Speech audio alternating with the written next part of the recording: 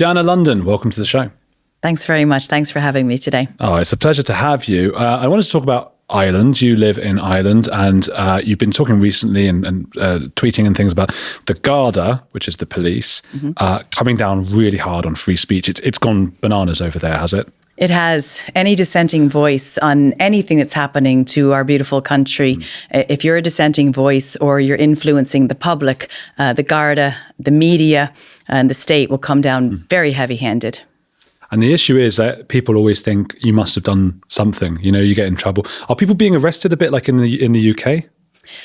We haven't had, I suppose, any formal arrest for things like social media posts or memes that offend someone, but there's been a lot of intimidation by the Garda. A few examples are when there were protests against mass immigration happening in small towns and villages. Out of nowhere, when people were peacefully protesting, the Garda came out, and it's been caught on video of them pepper spraying innocent people, beating people with batons. This includes elderly people. This includes young people. An elderly woman at a bus stop was pepper sprayed waiting for a doctor appointment. So there's been the physical Garda brutality. There's also been the intimidation. It could be, asking the courts, for example, in my case, for the court order to spy on me, put me under surveillance. Yeah, that's mad. And also to look at your messages on Twitter? Yes, my private direct messages, look at all of my information on Twitter for a certain date range. And I have it on good source that Meta, which is Facebook, WhatsApp, Instagram, may have gotten the same request. And I haven't heard back from Meta on if they did or if they complied. But Elon Musk and his team at Twitter went to court on behalf of these 10 people who were under this overreach, and he declined and fought the government, and the government walked away.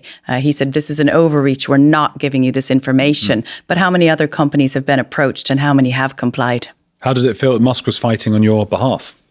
That felt really good to know that we have a platform that is really, truly embracing free speech. It felt good as a consumer. I pay for premium to know that my money is well spent on the free speech platform.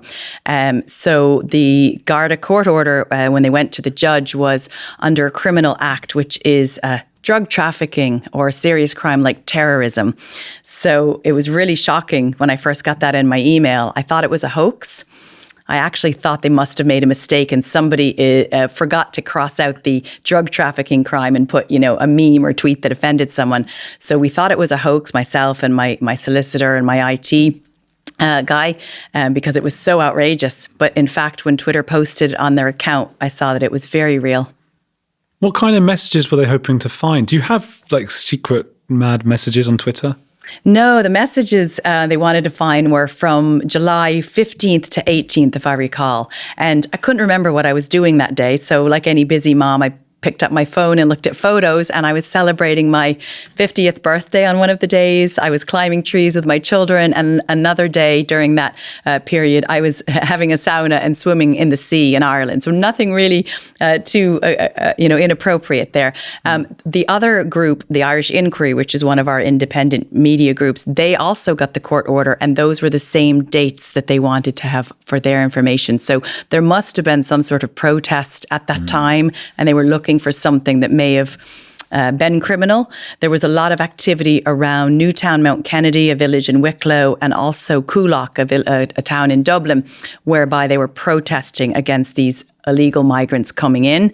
And in some areas, there was a lot of brutality, the police attacking people, but in other areas, there were fires. So perhaps they thought I was involved in that activity. It's such a crazy thing because it's all relatively modern. I guess decades ago, people didn't have, Twitter messages to one another. Maybe there were letters, but that was probably rare, especially if you were plotting something disastrous. You wouldn't write it in a letter. You'd be on the phone to someone, or you'd meet them in person. And nowadays, it's a strange thing because most of us do live our lives through the internet, and it means there's a record of everything we've said. And I feel like we went into this contract with the authorities years ago that we didn't know we'd entered into, which was that anything we've written to friends is one day open to analysis from the police.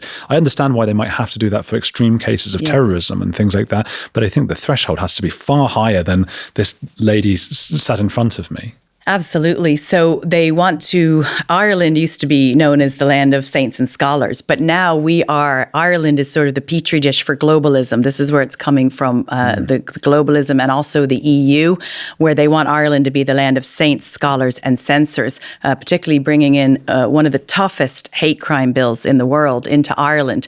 They passed the hate crime legislation and added the 72 genders into that to give more rights to the men in dresses, and they're pushing through the hate speech bill. The Minister for Justice, who is now the Minister for Education, Helen McEntee, has been trying to push it through for 2 years.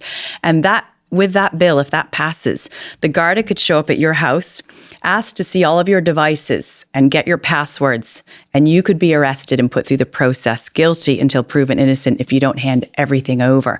So this is really a case of an overreach and an infringement on the freedoms that we all love in a democratic society. Imagine if Musk hadn't taken over X. Right now, it's almost 100% certain, because the old owners of X were working with the sort of Democrats in the US to allow all these kinds of things. They'd be just nosying through your messages. I mean, how would that make you feel? I would feel violated. I have nothing to hide. In fact, most of the work I do regarding the pushing of the transgender agenda in schools and protesting against the immigration and, the excess deaths and all of the other things, everything I'm very vocal about. I do leaflets, I do podcasts, I give radio appearances. I'm here with you today. I have nothing to hide. But just because I have nothing to hide doesn't make me feel it's okay for them to be snooping around my messages. It feels it's a serious invasion of my privacy. It feels like I'm living in a North Korea type of society, not a democracy like Ireland.